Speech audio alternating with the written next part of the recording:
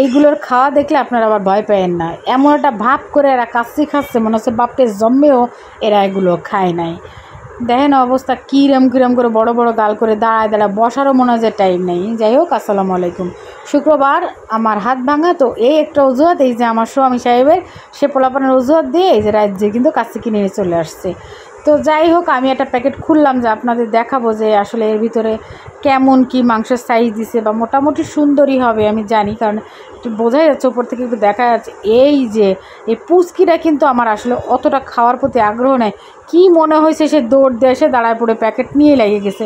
আমি তো দেখে প্রচণ্ড অবাক যে আরে বাপরে, এটা তো কোনো সময় খায় না। আর এক প্যাকেট খাতে পারা মানে তো আমার আজকে মানে আমার ডায়েরিতে লেখা থাকবে, গিনিস বুকে নাম উঠে যাবে আমার মেয়ের, যে সে এরকম এক প্যাকেট খাইছে। ওই ডেরে দেখে কিন্তু এইটাও চলে আসছে খাওয়ার জন্য।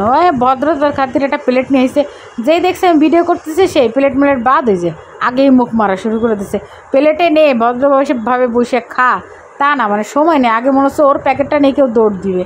যাই হোক, ওই যে লাগাতার এই যে আরেকটা তো প্যাকেট নিয়ে ঘরে দৌড় দিছে, ঘরে দৌড় দিয়েছে সব মানে গিলতেছে।